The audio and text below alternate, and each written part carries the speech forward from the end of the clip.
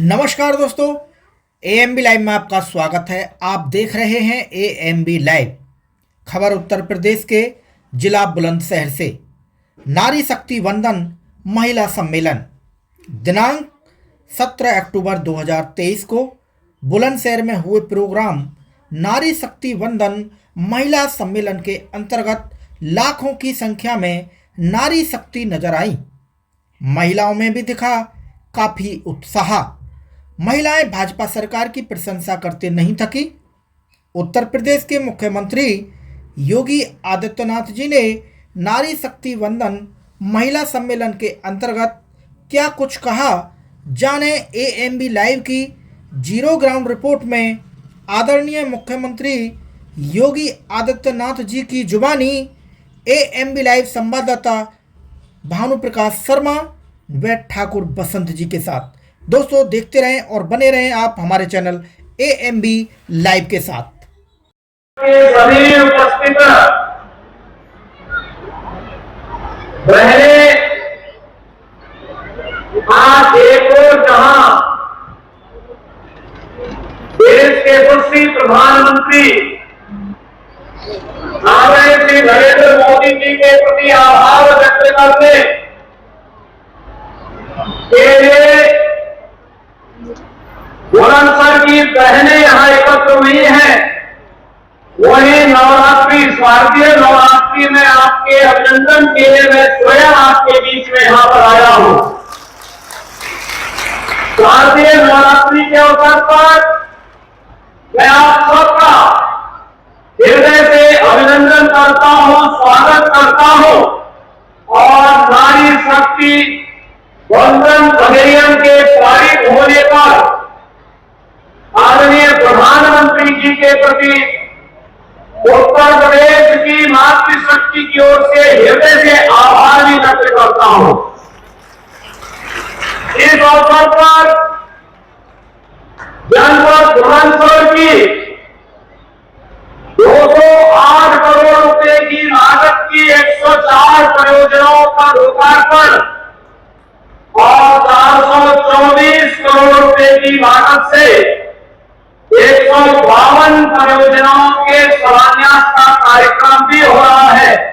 इन सभी परियोजनाओं के लिए बुलंदशहर वासियों को हृदय से बधाई और मेरी मंगलमय शुभकामनाएं।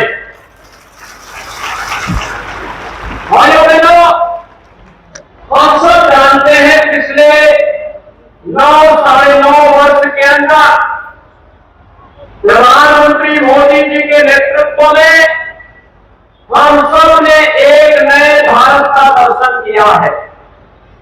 एक ऐसा भारत जो समर्थ भारत है, शक्तिशाली भारत है, स्वावलंबी भारत है और दुनिया की एक महाशक्ति के रूप में स्थापित होने वाला भारत है।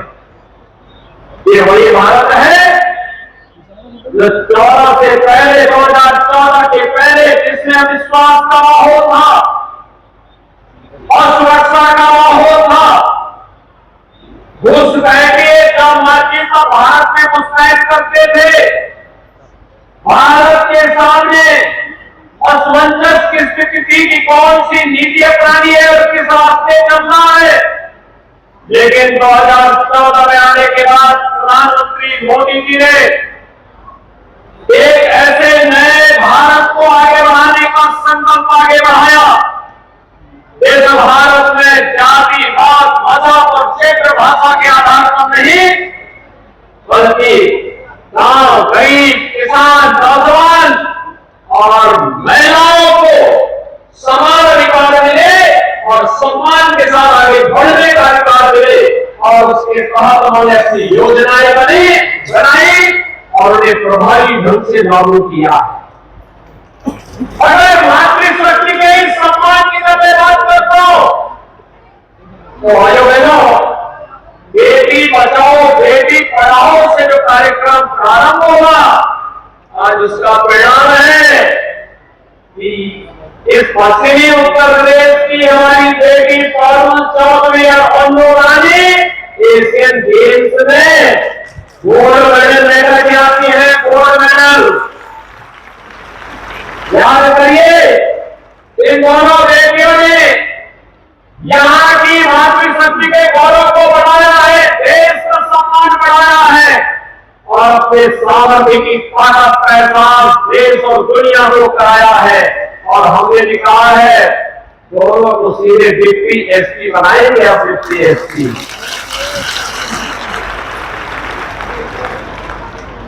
सरकार की घोषणा है बहुत जल्दी समारोह आयोजित करके गोल्ड मेडल जीतने वालों को 3 करोड़, सिल्वर मेडल जीतने वाले को 1.5 करोड़ और कांस्य पदक जीतने वाले उत्तर प्रदेश के खिलाड़ियों को 75 लाख रुपए की सहायता का सम्मान समारोह भी हम लखनऊ में करने जा रहे हैं।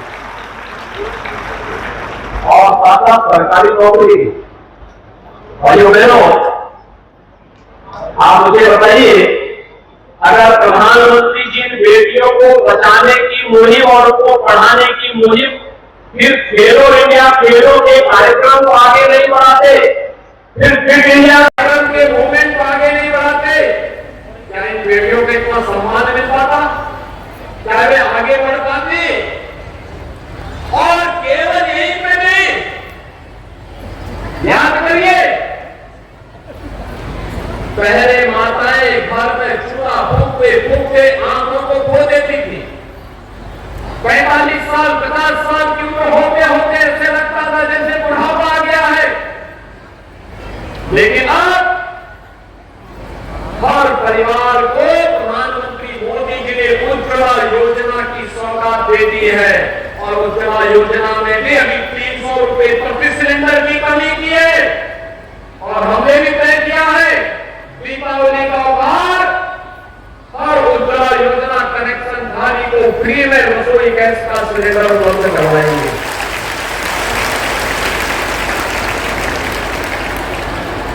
आखिर माताओं के लिए पहले कनेक्शन नहीं मिलता था। 14 के पहले रसोई गैस की कितनी किल्लत थी, किसी से नहीं चुका हुआ है। लेकिन अब तो जब मर्जी तब कनेक्शन ले लो और गरीब परिवारों को तो फ्री में रसोई गैस के कनेक्शन। देश के अंदर लगभग 10 करोड़ परिवारों को जिन्होंने आजादी के बाद रसोई गैस का सिलेंडर नहीं देखा था, उन्हें इस सुविधा का लाभ मिला है।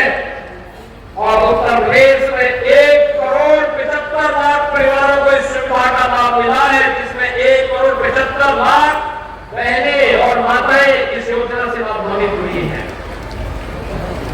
देश के अंदर याद करिए कि देश के अंदर लगभग 4 करोड़ परिवार ऐसे थे जिनके सिर को ढकने के लिए छत नहीं थी, अपना मकान नहीं था। पहली बार प्रधानमंत्री आवास योजना में ग्रामीण और शहरी क्षेत्र में उन 4 करोड़ परिवारों को, जिसमें ज्यादातर मालिकाना अधिकार बहनों को दिया गया, प्रधानमंत्री मोदी जी ने घर का उपहार भी उन्हें देकर के लखपति बनाने का काम किया है। उत्तर प्रदेश में अब तक 55 लाख बहनों को एक आवास उपलब्ध कराया जा चुका है। भाइयों बहनों, इससे पहले योजनाएं क्यों नहीं मिलती थी? नारी गरिमा के प्रतीक, नारी गरिमा के प्रतीक स्वच्छ भारत मिशन के अंतर्गत हर घर में शौचालय हो, यह कार्य भी पहली बार हुआ है। आपने देखा होगा देश के अंदर 12 करोड़ शौचालय बन जाना और उत्तर प्रदेश में 3.25 लाख शौचालय का बन जाना, यह भी नारी गरिमा का प्रतीक को बनाई है।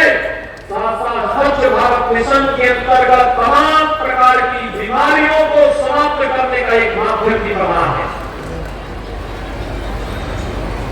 आयुष्मान भारत में, आयुष्मान भारत के अंदर देश के अंदर हर उस गरीब परिवार को जिसके पास स्वास्थ्य की सुविधा नहीं थी, 5 लाख रुपए सालाना स्वास्थ्य बीमा का कवर आयुष्मान भारत के अंतर्गत प्रधानमंत्री मोदी जी ने दिया है।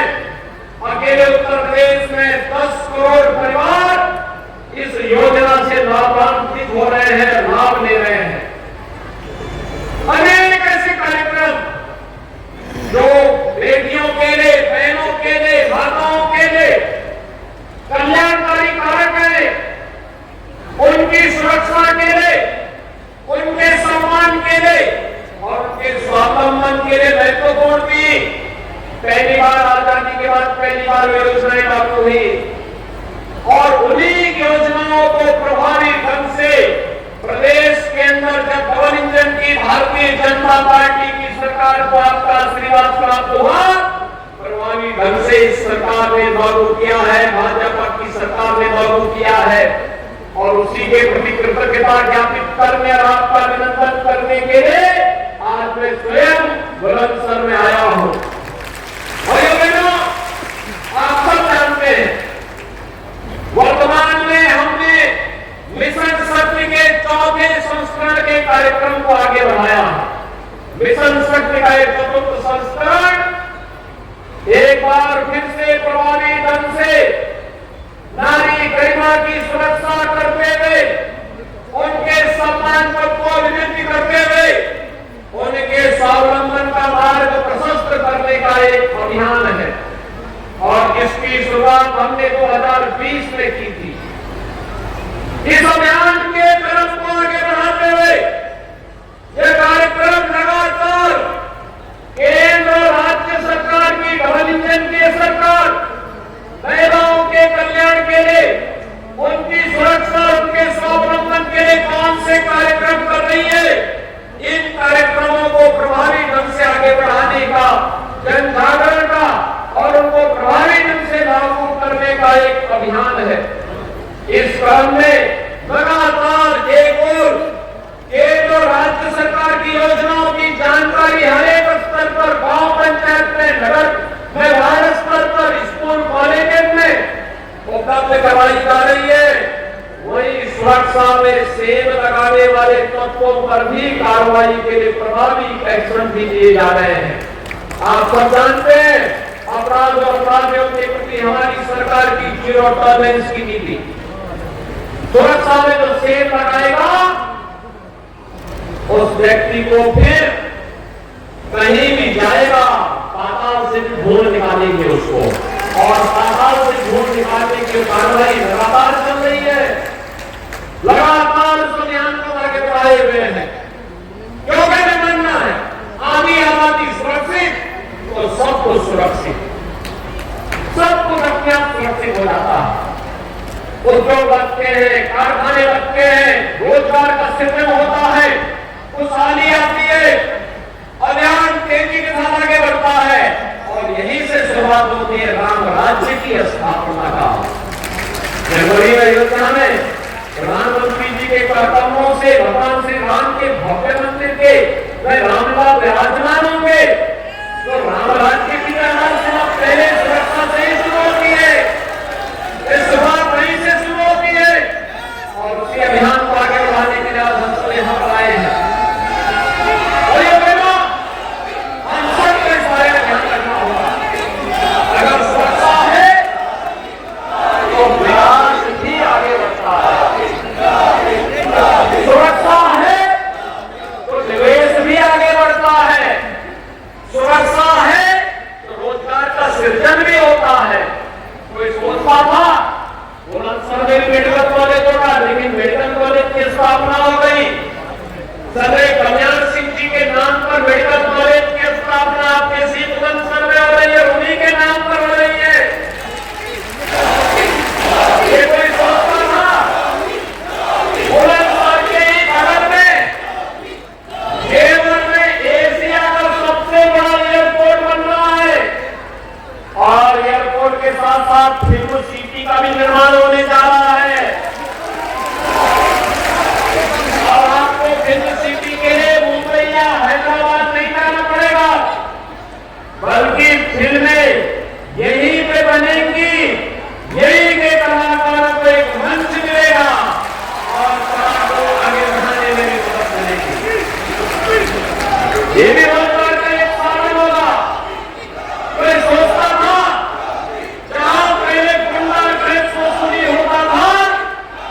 आज वहां पे बड़े बड़े निवेश हो रहे हैं और यह सभी कार्यक्रम अगर प्रभावी ढंग से आगे बढ़ पा रहे हैं इसलिए क्योंकि आपके द्वारा चुने गए जनप्रतिनिधि जब मेहनत करते हैं, शासन के पास योजनाओं को भेजते हैं, डबल इंजन की सरकार सामूहिक रूप से प्रयास करती है और योजना सामने आती है और उसका लाभ हर एक स्तर पर मिलता हुआ दिखाई देता है और इन्हीं योजनाओं को आगे बढ़ाने के लिए आज हम सब आगे बढ़ रहे हैं।